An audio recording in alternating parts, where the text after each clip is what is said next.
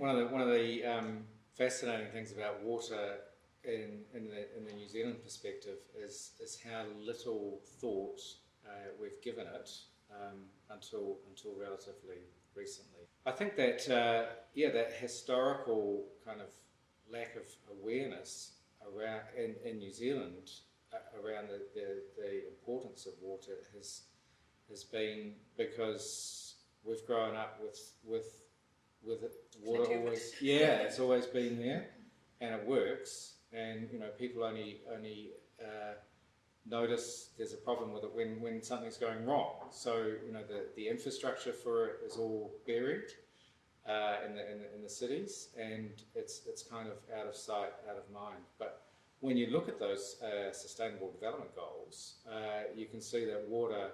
Yeah, I like to think that water is the most interconnected of them all. It really does underpin so many of those goals, from gender right through to economic development, infrastructure, clean energy, climate change, our land and terrestrial animals, etc. So it really does span all 17 of the goals. Another area that occurs to me where New Zealand is particularly fortunate is the issues related to water come to the surface, if you'll excuse the pun. There's so many great water jokes when you're working water. Is the gifts or the inheritance we have from the tangata whenua concepts of water and water management, the kaitiakitanga and the mana of water, te mana o te wai, which have been encapsulated in our regulations, haven't they, around ensuring that we acknowledge and preserve that thing called the spirit or the life of water, and I think that's just it does speak to this this need for us to really value what water is, and I'm sure in developing countries where you do have to walk a long way to get clean water or even water that isn't that clean, then I'm sure that people have a very clear understanding of the value of water, not just in economic costs, but environmental costs. I went to a couple of meetings and it sounded like it looks like Wellingtonians use about 350 to 400 litres of water a day, as opposed to about 200 litres in most other cities around the world. And it's thought that we're probably not that much cleaner than Aucklanders. Wow, that's right. So is there any progress on that, or any? Yeah, I think there has been. I think the total use per person also includes industrial use, but of course in metropolitan Wellington we're somewhat challenged with our understanding of water use because we don't meter. Exactly. It's one thing having water as a basic human right to use, but that doesn't mean that we should be dropping half of what we're taking out kind of like back into our systems, interfering with house foundations, etc., wherever that leak might be. So, that's right. I'm actually pro metering. I think there's there is still a surprisingly high lack of awareness about the fact that the water that runs off the street goes straight out to those streams and to the sea without any treatment. There's maybe some gross capture of gross materials, that plastic water bottles and whatnot, but all that dog shit and squashed hedgehogs and dead birds and whatnot, that as well as all the the brake lining dust and zinc from roofs, it creates a pretty toxic water mix that cities are tipping out into the environment. Urban flooding is a big challenge for us, and of course another element of climate change is the increased intensity of rain events and potentially drought. And drought. So we see increasing numbers of households at risk from flooding. So you could end up needing to do some really major infrastructure replacement. And it is massively expensive. And historical service standards for pipe stormwater networks have generally been to cope with 1 in 10, 1 in 15 year events, and those are happening. What happens when they're once a year events? Yeah, I think you'll recall also the problems in parts of Dunedin where there were massive numbers of households affected because just of the low-lying South Dunedin. Yes, areas that have been built in, and we've been lucky this winter in the Wellington region. I think there weren't too many flooding events, but they'll definitely keep happening. One of the big tensions in New Zealand historically, or particularly in the last 10 to 15 years, has been this debate in terms of rural and urban water quality issues. So we have headlines in terms of dirty dairying going up, etc. And certainly there is some dirty dairying, there's also some very good dairying. And all of these questions in terms of should we move to vegan diets? We do have one disadvantage in New Zealand in terms of how we manage all of our responsibilities to water under the Sustainable Development Goals, because, for example, in England, where I lived and worked for a little while, the ecological threshold for things is actually pretty much the same as the drinking water standard.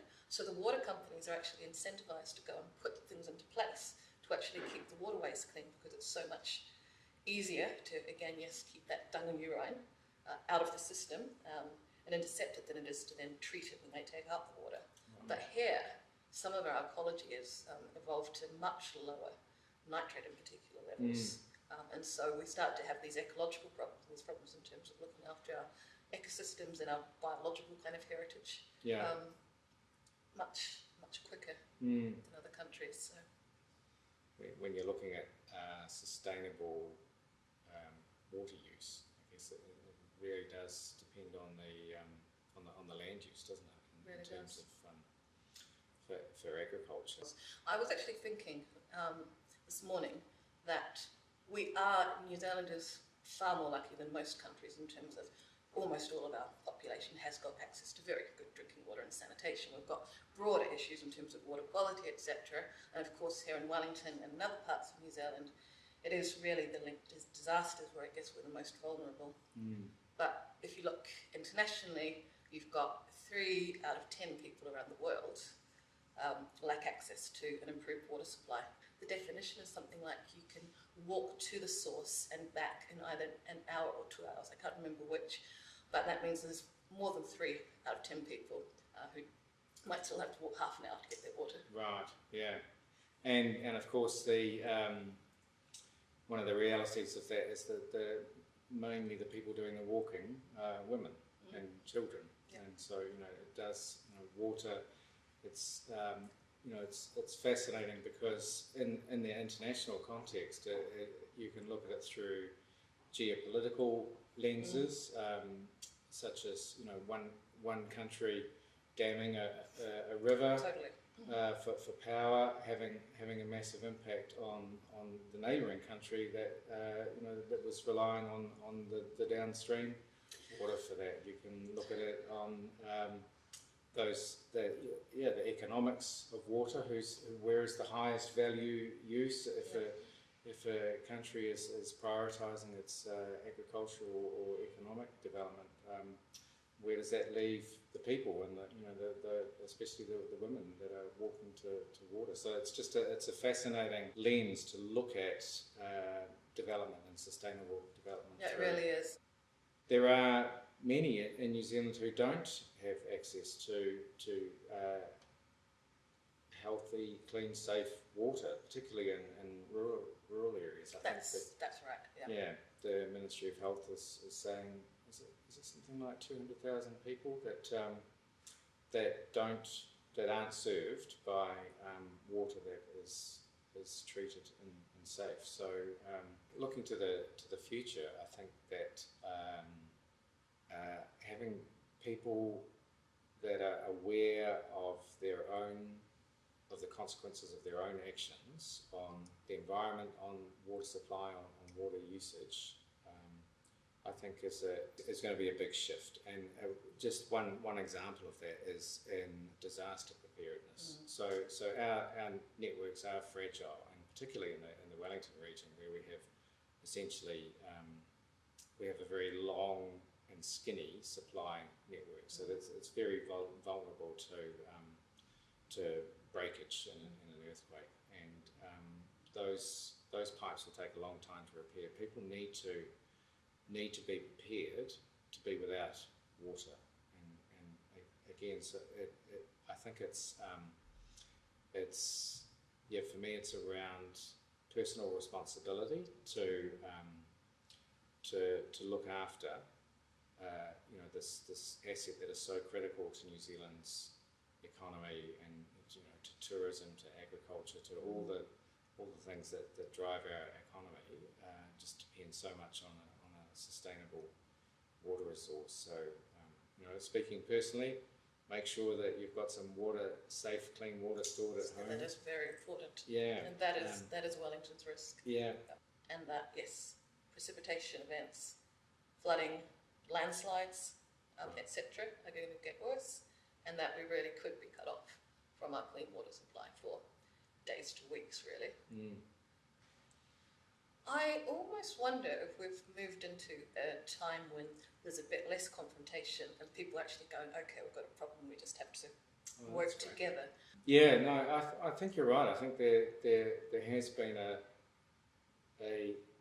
people have kind of got over the hump of finger pointing, and are starting to understand the scope and the scale of the challenges that are facing us, and increasingly, I think, looking to work together and understanding that we need to work together to improve things. Yeah.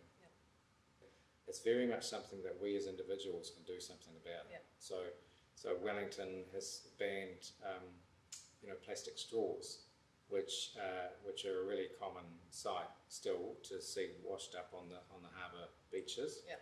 So over the years that those might diminish, but there's still a terrific number of plastic materials and pollutants that are entering the harbour that so many Wellingtonians profess to love so much. So there's a lot of work that we as individuals can do to disposing of our own litter correctly, and just picking up a piece or two a day that we see ourselves.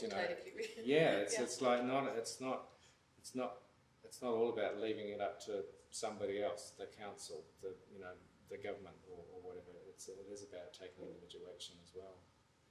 Yeah, but I think there are plenty of opportunities for people to get involved in that, aren't there?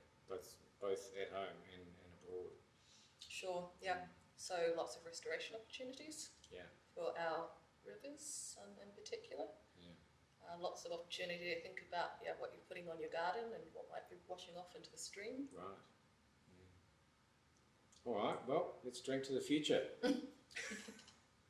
Cheers. Cheers.